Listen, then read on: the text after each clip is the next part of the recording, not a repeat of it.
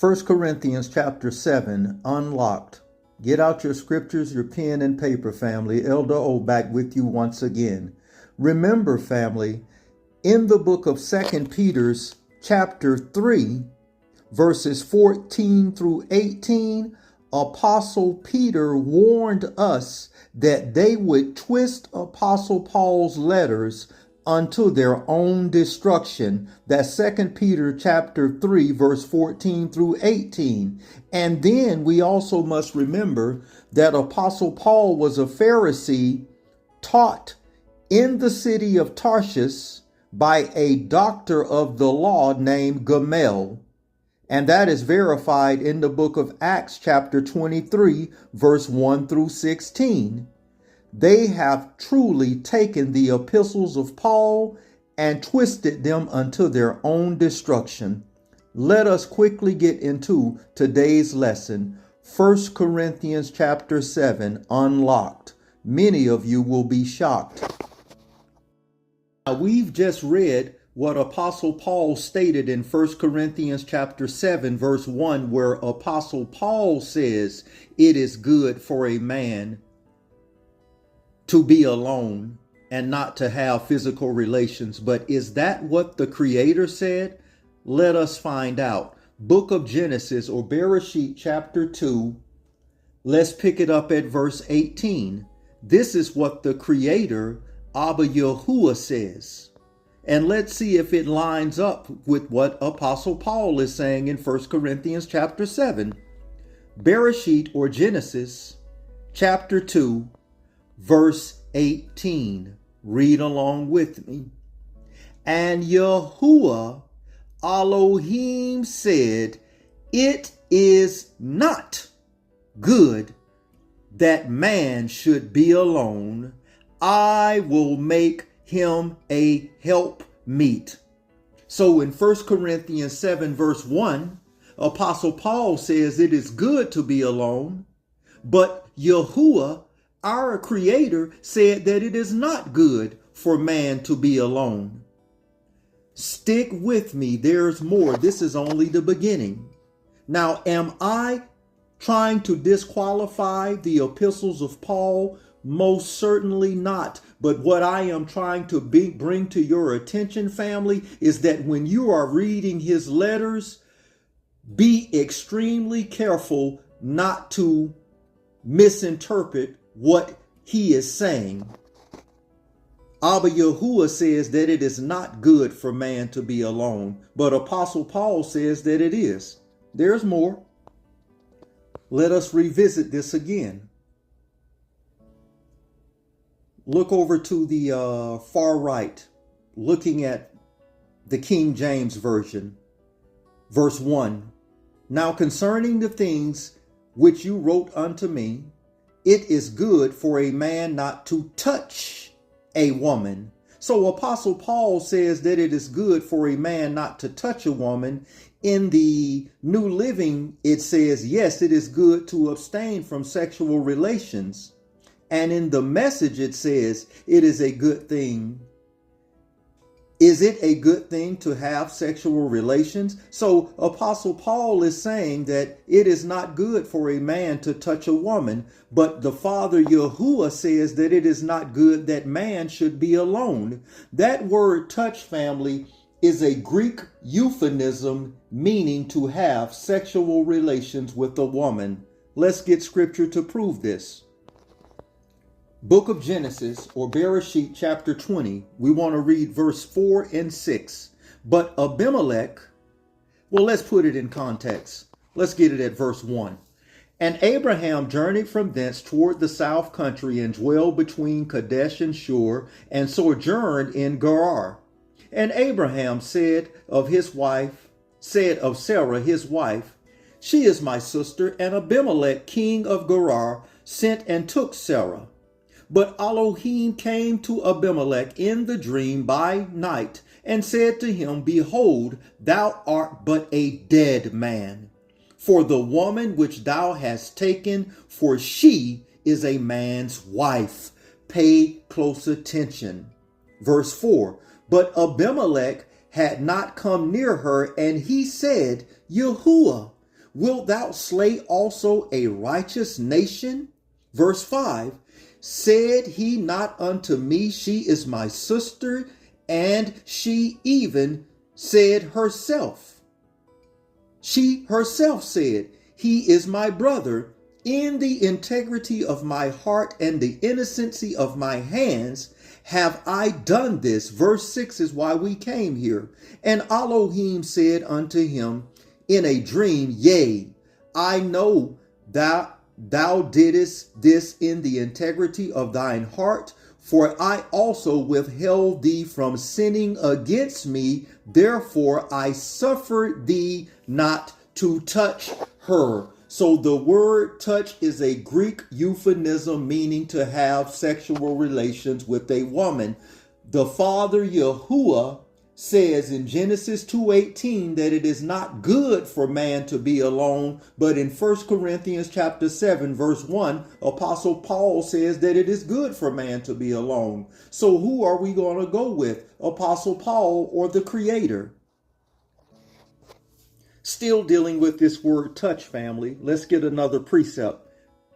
Proverbs chapter 6. Let us look at verse 20. Proverbs 6 and 23. Precept pertaining to the word touch, meaning physical relations with a woman. Verse 23. For the commandment is a lamp, and the law is the light, and reproof of instructions are the way of life, to keep thee from the evil woman, from the flattery of the tongue of a strange woman.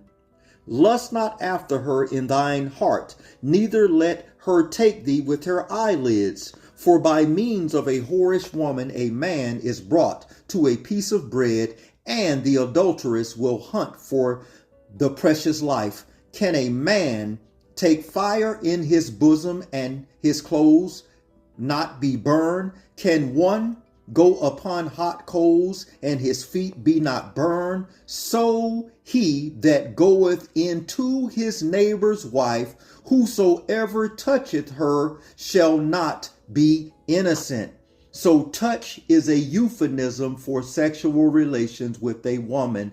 Abba Yahuwah says that it is not good for man to be alone. Genesis 2:18. 1 Corinthians chapter 7 verse 1. Apostle Paul says that it is good for man to be alone.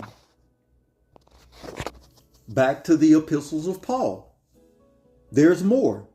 Am I totally disputing the epistles of Paul? Absolutely not. Please do not misunderstand me. But when you're reading his epistles, remember he was a Pharisee. And many of his epistles and letters are hard to be understood. And if you are not a serious student of Abba Yahuwah's word, you can be easily misled by the misunderstanding and the twisting of the epistles of Paul. And in my humble and personal opinion, this is how we come up with 45 denominations of Christianity, and all of them are false because they have taken the epistles of Paul to make them say something that they did not originally mean to say. 1 Corinthians chapter 7, verse 2. But because there is so much sexual immorality, each man should have his own wife, and each woman should have her own husband. I read from the New Living Translation. Let's get it from the Message, the first one, to the left. Certainly, but only within a certain context, it is good for a man to have a wife. Now, in the Message, Apostle Paul is saying it is good for a man to have a wife. But in verse 1, he said it is not good. So which is it? It is good for a man to have a wife and for a woman to have her husband. Sexual drives are strong, but the marriage is strong enough to contain them and provide for a balanced and fulfilling sexual life in a world of sexual disorder. The marriage bed must be a place of mutuality. The husband seeking to satisfy his wife, the wife seeking to satisfy her husband. Now, in verse 3, the husband should fulfill his wife's sexual need, and the wife should fulfill her husband's needs. The wife gives authority over her body to her husband, and her husband gives authority over his body to his wife. Family, do you know that right here in America, one out of every 4 marriages are sexless? Husbands and wives are just cohabitating together because one is denying the other. And this is primarily, respectfully, on the women's or the wives' side, denying their husband. Let's look at it in the King James, family. To the far right. It is good for a man not to touch a woman. Thus says Apostle Paul, nevertheless, because of sexual immorality, let each man have his own wife, and let each woman have her own husband. We want to focus on what we just read in verse 2, because what I am about to share with you, many of you have never heard in the entirety of your lives, and this most certainly is not preached in the modern day Christian circle or church. Pay close attention. We're getting ready to pull this same verse up using an interlinear Bible. 1 Corinthians chapter 7, verse 2. Look at the top heading, because of but. See the concordance numbers underneath, family? But because of immoralities, which in the Greek is porneus, see it there, Strong's 4202. Stick with me. Each man, see where it says each man, hekatos, Hekastos for man, which is Strong's Concordance 1538, and where it says, let every man have his own, which in the Greek is Strong's Concordance Greek 1438 in the Greek. So when you see the word 1438 in the Greek, family, it is a different word for the man than it is for the woman. Now, family, that same word is found in 1 Corinthians chapter 16, verse 2.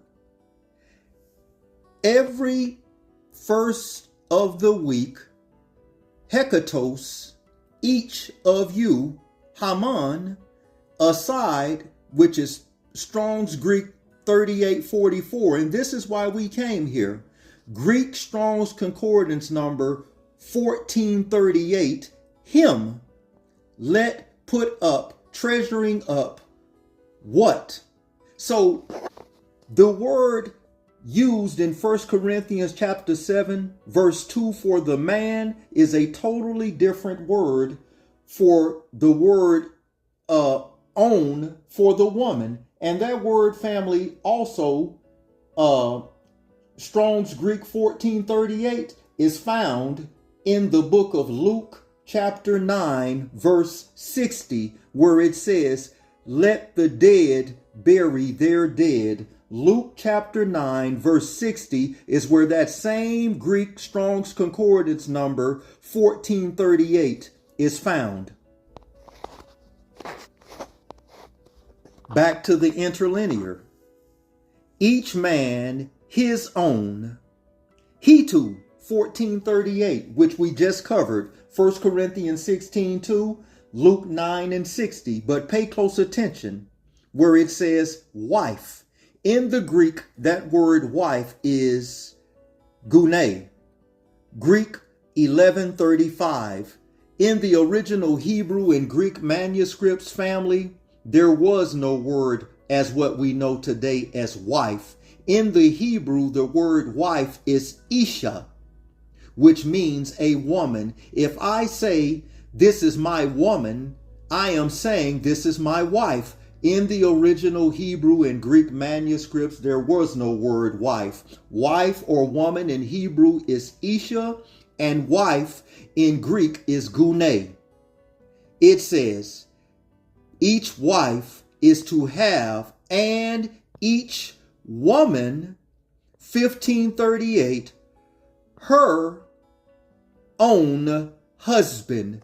Look at the word own in the Greek family. Strong's Greek Concordance number 2398.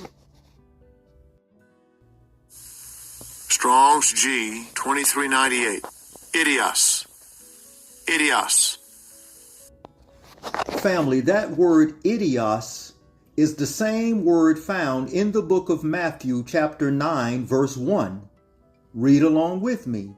And having entered into a boat, he passed over and came to his or the own city. See the same Greek Strong's Concordance number 2398, his own city. That is the same word we find in the book of 1 Corinthians chapter 7 verse 2, where it says, let every woman have her own idios or idios husband. It is communal, meaning shared, meaning she or her husband could have several other wives besides her, and it is still not sin.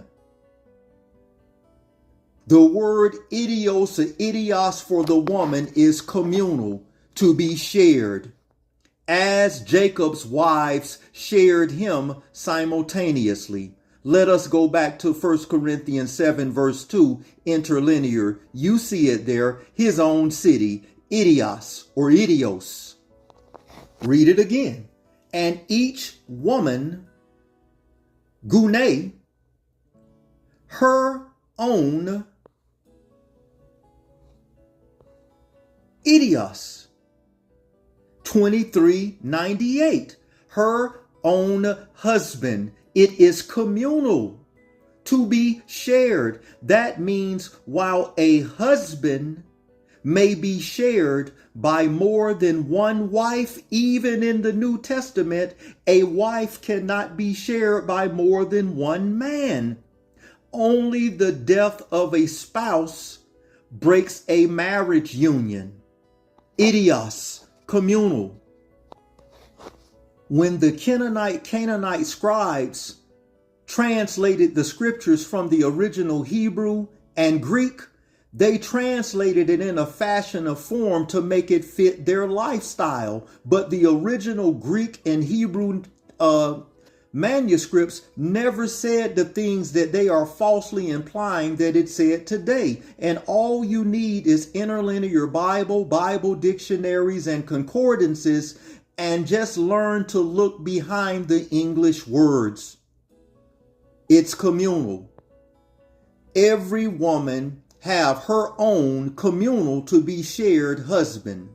Now, am I saying every man has to have more than one wife? Absolutely not. There's absolutely nothing wrong with a man having one gune, Isha, wife. But it's also not a sin for a man to have more than one wife. And I am not telling any man to do any such thing. I am simply giving the truth as it was written of in the original Hebrew and Greek manuscripts. It says, verse 3, in the middle here, family, the husband should fulfill his wife's sexual needs, and the wife should fulfill her husband's needs. The wife gives authority over her body to her husband, and the husband gives authority over his body to his wife. Verse 5, do not deprive each other of sexual relations unless you both agree. 1 out of every 4 marriages in America are sexless, and predominantly the wives are denying the husband.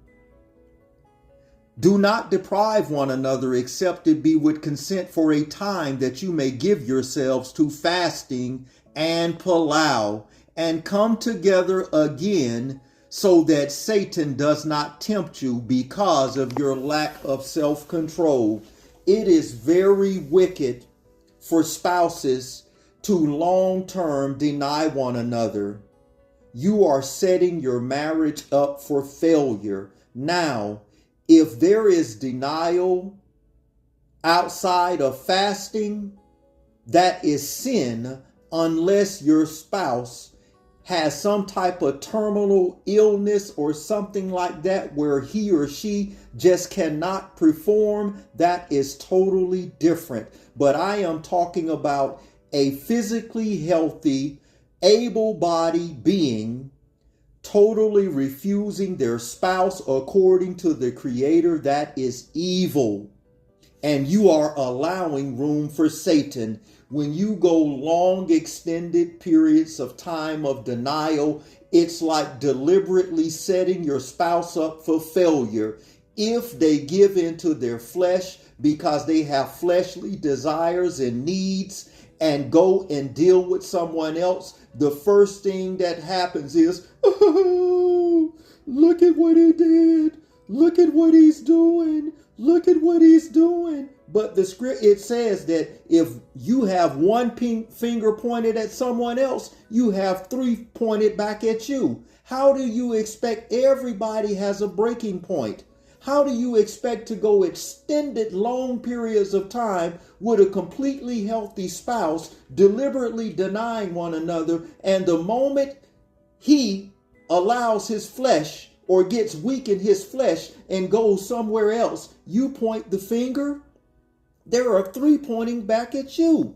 It says, so that Satan does not tempt you, King James, far right, bottom corner, so that Satan does not tempt you because of your lack of self-control. But I say this as a concession and not as a commandment. For I wish that all men were even as myself. So Apostle Paul did not marry, and he was strong in this area. And Apostle Paul was saying he wished that everybody else can be like him. But what if everybody doesn't have the strength to abstain from physical relations the way Apostle Paul did? Even though he was strong in that area, the scriptures tell us that he had some type of thorn in his flesh that the scriptures never reveal what it was. So he had a weakness, but he just was not weak in this area.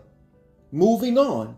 For I wish that all men even were as myself, but each one has his own gift from Yah, one in this manner and another in that. But I say unto the unmarried, pay attention to verse 8. I am reading from the far right, bottom right hand corner, which is the King James.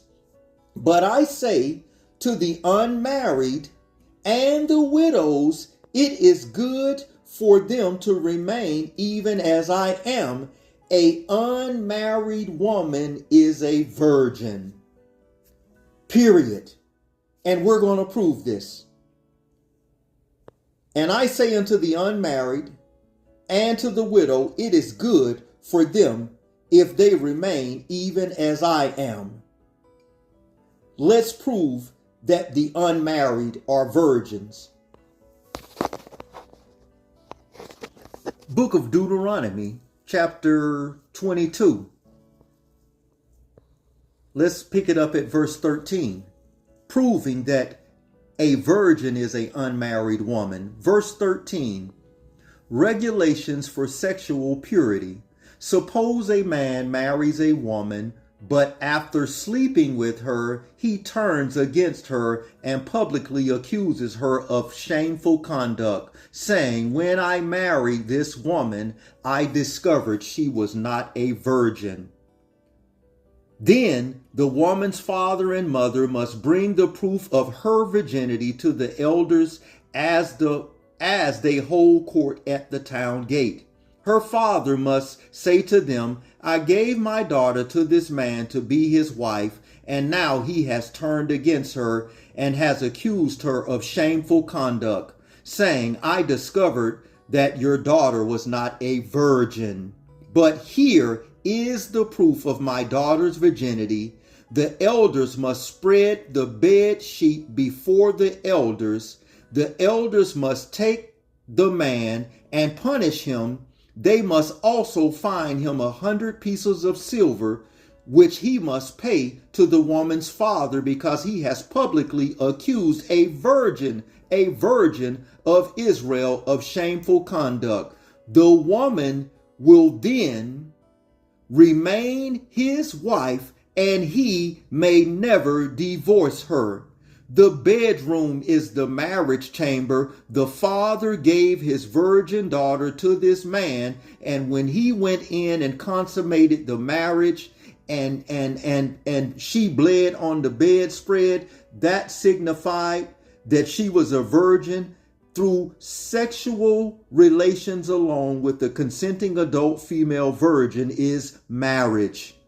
And this is where many of the Christian pastors go wrong, because they predicate marriage on a piece of paper that is not biblical. I am not speaking against marriage licenses, but there is not one single person in the entirety of the scriptures called the Bible, including the Apocrypha, that ever got a so-called marriage license.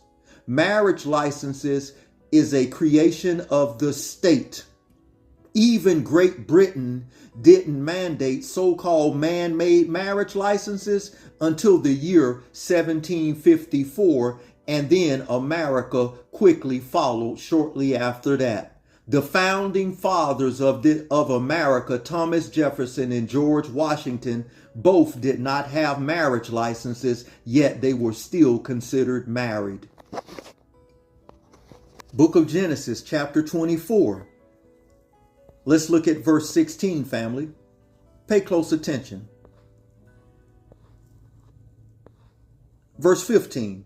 Before he had finished plowing or praying, he saw a young woman named Rebekah coming out with her water jug on her shoulder. She was the daughter of Bethuel, who was the son of Abraham's brother Nahor, and his wife Michal. Verse 16. Rebekah was very beautiful and old enough to be married, but she was still a virgin. And many other versions of the scripture says she was old enough to be married, yet no man had ever known her by having sex or sleeping with her. Verse 16. Where did Isaac and Rebekah get married? The same place everybody else in the entirety of the Bible got married. In verse 67, let's prove this. This is where Christian pastors go wrong, and they are promoting legalized adultery because they are predicating or basing marriage on a marriage license which nobody in the entirety of the Bible ever got. Verse 67. And Isaac brought Rebekah into his mother Sarah's tent, and she became his wife. Where's the marriage license? Where's the ring and the court and all of these other man-made things? According to the book of Tobit and Tobit chapter 4, Tobit chapter 6, the bedroom is the marriage chamber. No one in the entirety of the Bible put on a pagan wedding ring, which is a serpent eating its own tail, Naga, Naga. That's a pagan custom that came from Egypt. When a woman in the Bible was married, or the scriptures was married, according to Ezekiel chapter 16, starting around verse 8, after her hymen was pierced by her husband, she cleaned herself up, anointed herself with oil, and pierced her nose. Married women in the Bible had a small, beautiful piercing, because when a man looks upon a woman, the first thing he looks at is her face. And in ancient biblical times, as soon as he saw that her nose was pierced, he knew that that was off limits. Book of Genesis chapter 38, verse 2. There he saw a Canaanite woman, the daughter of Shua, and he married her when he slept with her. Physical relations with a consenting adult female virgin and her father's permission is marriage. The Christian church is promoting legalized adultery. Back to 1 Corinthians chapter 7. We've proved that an unmarried woman is a virgin. Verse 9, but if they cannot exercise self-control, that's the unmarried woman, the virgin, and the widow, which is a woman who has only been married to one man, 1 Timothy chapter 5, verse 8 and 9, and she is under the age of 60, meaning 60. If the unmarried woman, the virgin, and the widow, 1 Timothy chapter 5, cannot contain themselves, cannot exercise self-control, let them marry. For it is better to marry than to burn with passion. You know how it is. Some of us, a lot of us get hot and bothered. And self-pleasure is a sin. Ezekiel chapter 16, ladies, and Genesis chapter 38 for the men. Self-pleasure is sin.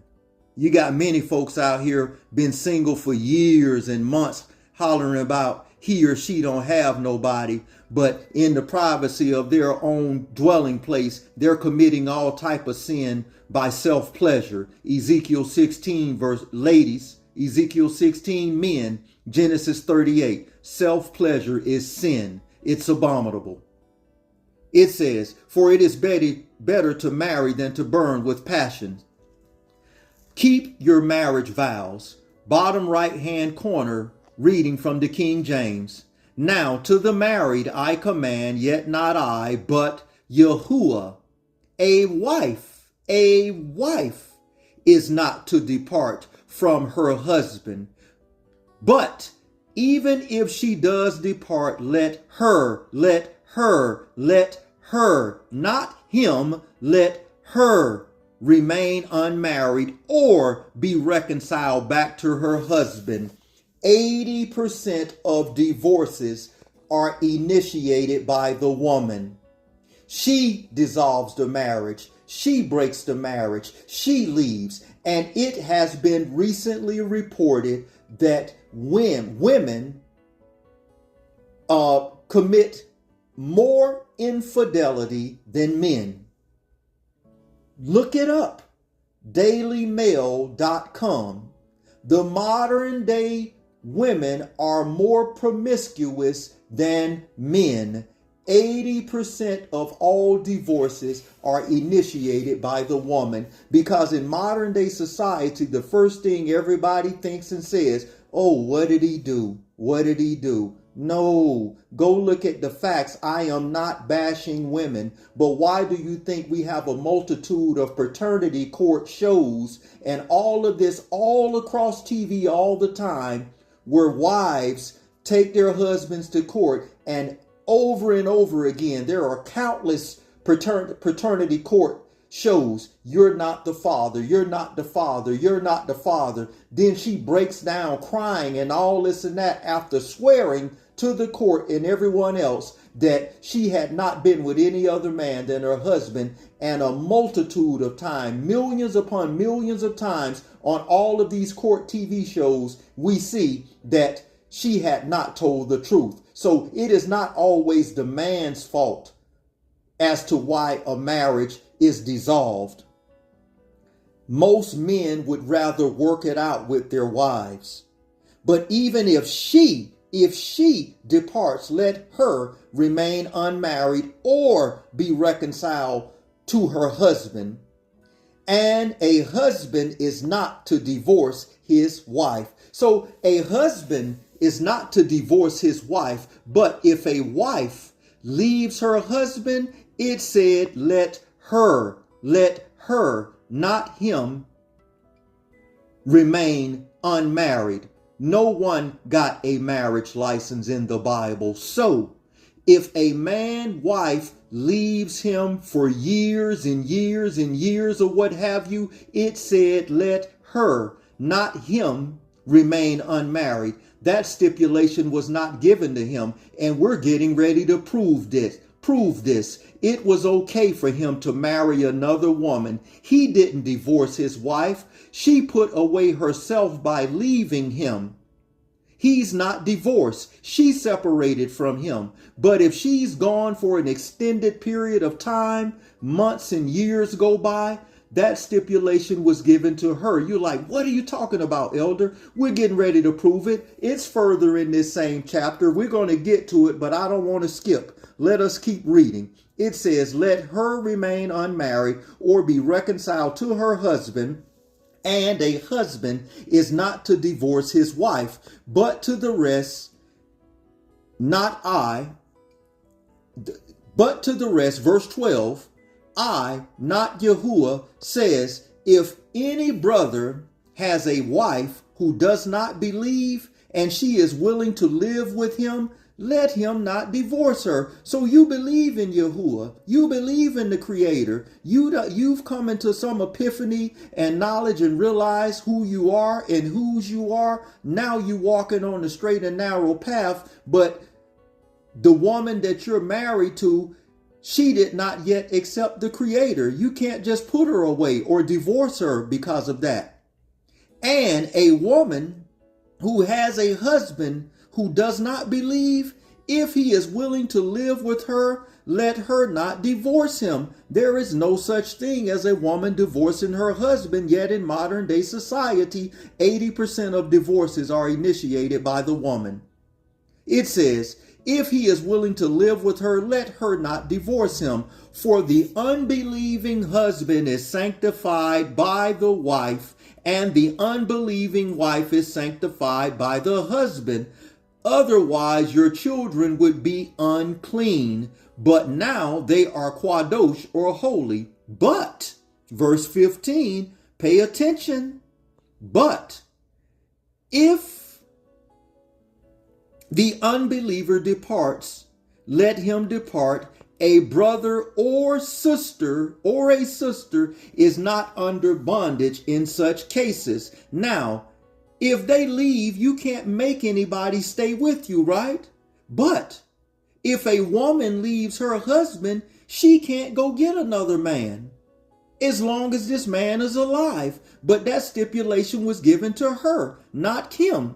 It says, but Yah has called us to peace. Verse 16, for how do you know, O wife, whether you will save your husband? Or how do you know, O husband, whether you will save your wife? Live as you are called.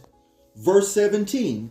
But Yahuwah has distributed to each of you as Yahuwah has called each one of you, so let him walk. And so are ordained in all the assemblies, ecclesias, not the church. Verse 18. Was anyone called while circumcised? Let him not become uncircumcised. Was anyone called while uncircumcised? Let him not be circumcised. Circumcision is nothing and uncircumcision is nothing, but the keeping of the commandments of Yahuwah. Now in verse 19, Apostle Paul says this, but you go to the Acts and his epistles. When he was with Timothy, he took Timothy and circumcised Timothy himself, and Apostle Paul himself was circumcised. So this is another one of those passages that you have to be careful with. Verse 20, let each one remain in the same calling in which he was called. Where you will call while a slave, do not be concerned about it. But if you can be made free, rather use it. For he who is called in Yahuwah while a slave is Yahuwah's freedman. Likewise, he who is called while is free is Messiah's or Christ's slave. Verse 23. You were bought with a price. Do not become slaves of men. Brethren, let each one remain with Yah in the state in which he was called. Verse 25, look at the heading there, family. To the unmarried. A unmarried woman is a virgin. And a widow is a woman who has been married to one man and her husband is deceased. 1 Timothy chapter 5, once again pertaining to the widows. Verse 25. Now concerning virgins, unmarried women, I have no commandment from Yahuwah, yet I give judgment as one whom Yahuwah has mercy, has made trustworthy. Verse 26. I suppose that this is good because of the present distress, that it is good for a man to remain as he is. Art you bound to a wife? Do not seek to be loose. 80% of divorces are initiated by the husband. He wants to make it work. Are you loose from a wife? Do not seek a wife. Look at what it says. Verse 28 is where we going back to what we read earlier in verse 10 and 11, where it says, let her, not him, remain unmarried. So if he did not divorce his wife and she left him and years go by, the stipulation was for her to remain unmarried or be reconciled back to her husband. So say a long extended period of time goes by and this man, her husband, he can't contain himself anymore. Look at what verse 28 says. But even if you do marry, you have not sinned. That's to the husband. So while his first wife is departed and years go by, if he take another wife that does not belong to another man, he has not sinned whatsoever. And it says, and if a virgin, only if a virgin marries, it's sad, family. 98% of the women in the world are not virgins on their wedding night. The Christian church is supporting legalized adultery through marriage licenses. They are proclaiming that non-virgin women are wives when the qualifications of a wife was to be a virgin on her wedding night. Heavenly Father, how far have we gotten from the truth? If it were not for the shed blood of Yahushua, this whole generation would be in hellfire and damnation. It says, verse 28 again, but even if thou, the man, do marry, you have not sinned. So you say, well, wait a minute, elder. He got a first wife and she gone for years, but he's still married to her. He didn't divorce her. She separated. She was to remain single, not him. If he get another wife while his first wife is alive and the woman he is with does not belong to another man, he has not committed any sin whatsoever.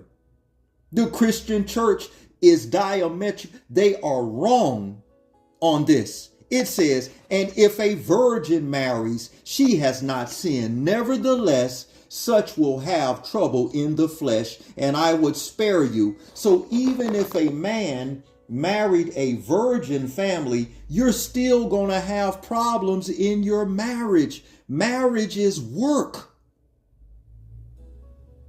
It's not going to always be peaches and cream. That's why the Most High tells us to not let the sun go down on your wrath. How often should we forgive one another? 70 times 7. That's infinite. Husbands and wives, forgive one another. Stop throwing in the towel. And you sisters, please hear my heart. I am not badgering you, but you cannot continue to go through life tent peg to tent peg, pillar to pole, and expect to make it into the kingdom. Repent. Plead the blood of Yahushua Hamashiach over your lives. When you know better, you do better. It says, nevertheless, such shall have trouble in the flesh, and I spare you. Verse 29, but this I say, brethren, the time is short, so that from now on, even those who have wives should be as though they had none. Though those who weep as though they did not. Those that weep as though they did not weep. Those who rejoice as though they did not rejoice. But those who buy as though they did not possess, and those who use this world as not misusing it. For the form of this world is passing away. Verse 32. But I want you to be without care. He who is unmarried cares for the things of Yahuwah, how he may please Yahuwah. But he who is married cares about the things of the world, how he may please his wife. As it says in the Apocrypha, family, it says, many men have gone out of their wits for a woman. Are not women strong? Women carry a great superiority of strength. They just have a different type of strength. Ladies, daughters of Zion, when your husband truly loves you, he's trying to do everything he can to stay in covenant and please you. But you cannot use your body and your emotions as a weapon against your husband. That is wickedness. That is evil. Verse 34. There is a difference between a wife. A wife is a non-virgin and a virgin. The virgin, which is the unmarried woman, cares for the things about Yahuwah, how that she may be holy, both in body and spirit. But she who is married, the non-virgin, cares about the things of the world, how she may please her husband. And this I say for your own profit, not that I may put a leash on you, but what is proper, and that you may serve Yahuwah without distraction. But if any man thinks he is behaving improperly towards his virgin, if she is past the flower of her youth, and thus it must be, let him do what he wishes. He does not sin, let them marry. So even though he got a first wife that he did not divorce, and he finds another woman that does not belong to another man, if he marries this other woman while still married to the first wife, he has not committed any sin. Let every woman have her own idios communal husband. It is not a sin. Now, it is a sin if he divorces and deliberately puts away his first wife to go and be with another woman intentionally, as mentioned of in the book of Malachi chapter 2, starting at verse 14 to the end. I have seen you have dealt treacherously with the wife of your youth. That is sin. He deliberately put away his first wife, who the Father Yahuwah was witness for in their youth, Malachi 2:14 to the end. If he deliberately puts her away to go get another woman, that is sin. But if his Isha, his Gune, his wife, leaves him and he did not divorce her, years go by and he get another woman that does not belong to another man, he hasn't committed any sin. It says, let her, verse 10 and 11 of 1 Corinthians 7, remain unmarried or be reconciled back to her husband. So if he, as it says in verse 36, he does not sin, let them marry. So now his first wife comes back and she has not been with another man, as according to Jeremiah chapter 3 verse 1, and she finally comes back and reconciles, and she will say, well, hey baby, I'm sorry, I've been wrong. I want to reconcile. I want to come back to you. He must allow his wife to come back. Now, years have went by. He has a second wife now. Guess what? Even though he has a second wife, he must allow his first wife, who has not been with another man, Jeremiah 3:1, he must let him come back. So right there in the New Testament is a commandment for a man to have more than one wife. What is the Christian church talking about? He does not sin, let them marry. Nevertheless, he who stands steadfast in his heart, having no necessity, but has power over his own will, and has so determined in his heart that he will keep his virgin, does well. So then, listen. So then, he gives her in marriage does well, but he who does not give her in marriage does better. Verse 39 goes right back to what we read in verse 10 and 11. Let her, not him, let her remain unmarried. Look at what verse 39 says. A wife, not a husband, a wife. Do you hear me? A wife is bound by the law as long as her husband lives. But if her husband dies, she is at liberty to be married to whom she wishes, only in Yahuwah. That stipulation was given to the woman and not the man. There's also another passage of scripture in the New Testament showing that a man had more than one wife. New Testament. 1 Corinthians chapter 5. It is reported commonly that there is fornication among you, and such fornication as is not so much as named among the Gentiles, that one should have his father's wife. 1 Corinthians chapter 5 verse 1 is a New Testament example of a man having more than one wife, and his adult son sleeps with one of his wives. Let's get more scripture to prove this.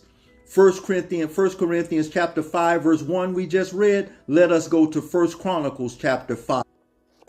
1 Chronicles chapter 5 verse 1. Now the son of Reuben, the firstborn of Israel, which is Jacob, for he was the firstborn, but for as much as he defiled his father's bed, his birthright was given unto the sons of Joseph, the sons of Israel, and his genealogy is not reckoned after their birthright. So 1 Corinthians 5 and 1, 1 Chronicles chapter 5 verse 1 is examples of a man having more than one wife. As Jacob had 4 wives, all to whom he was married to simultaneously. Then many of you respectfully will say, oh, well, elder, I cannot believe you teaching that.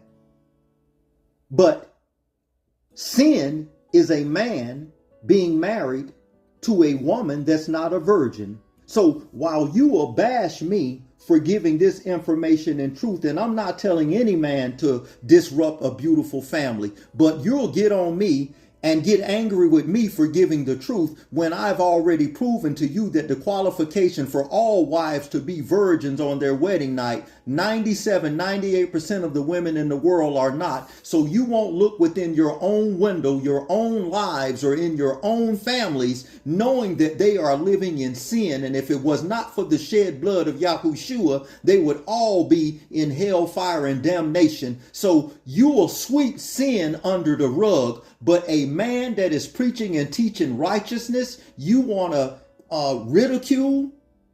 Shame on you. Leviticus chapter 18, verse 8 through 7. The nakedness of thy father's wife thou shalt not uncover. It is thy father's nakedness. The nakedness of thy sister, thy daughter, of thy father, or the daughter of thy mother, whether she be born at home or abroad, even their nakedness thou shalt not uncover. There was never any stipulation of how many wives a man could have.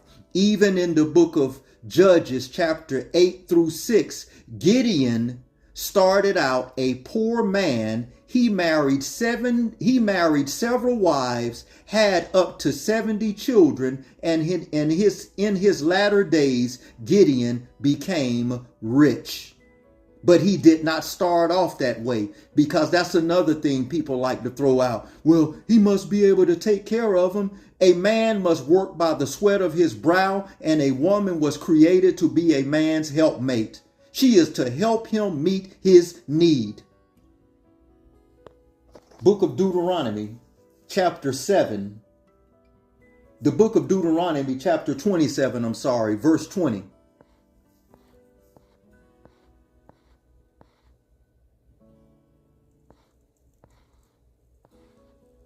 Cursed be he that lieth with his father's wife, because he hath uncovered his father's skirt.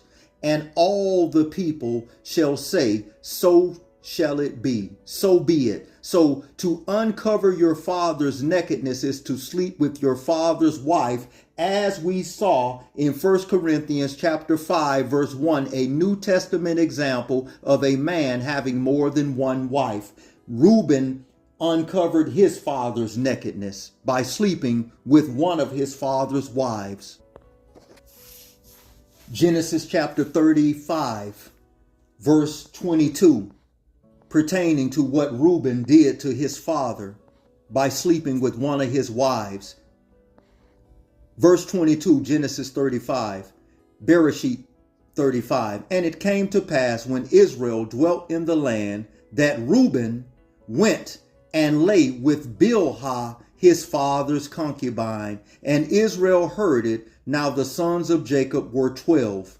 Now the sons of Leah, Reuben, Jacob's firstborn, and Simeon, and Levi, and Judah, and Issachar, and Zebulun, and the sons of Rachel, Joseph, Benjamin, and the sons of Bilhah, Rachel's handmaid, Dan and Naphtali, and the sons of Zilpah, Leah's handmaid, Gad and Asher. These are the sons of Jacob, which were born to him in Padaram. So in verse 22, it says Bilhah, his father's concubine. Some of you all jumping the gun. See, elder, that say concubine. The concubine, that's his concubine. That's not his wife. Concubine is a slave wife, is a servant wife, a non-Israelite woman, but she is still a virgin on her wedding night. Let's prove this. Book of Genesis, chapter 37, verse 1 and 2, proving that concubines are wives. And Jacob dwelt in the land wherein his father was a stranger, in the land of Canaan. These are the generations of Jacob. Joseph, being 17 years old, was feeding the flock with his brethren, and the lad was with the sons of Bilhah and with the sons of Zilpah, his father's wives. And Joseph brought unto their father an evil report. So concubines are wives, slave wives, foreign women that are permissible to be married to the children of Israel, but they are not bloodline Israelites, but nevertheless virgins on their wedding night, and wives are virgins on their wedding night. The Christian church or CIRC is promoting legalized adultery, and there was never any stipulation as to how many wives a husband could have. But a woman was to only have one husband the entirety of her life until he dies. That stipulation was never given to men. I could go on and on, but I think I'm going to get ready to close this out now. And let us not get on the bishops and the deacons being the husband of one wife. We will cover that in the next lesson. Just as I expose the truth here, the next lesson will be bishops and deacons having one wife. There is no stipulation as to how many wives a man could have in the Bible. I am not promoting and telling any man to disrupt something beautiful that they have, but this truth must come out. Until next time, Elder O signing off. Like, share, and subscribe. Shalom.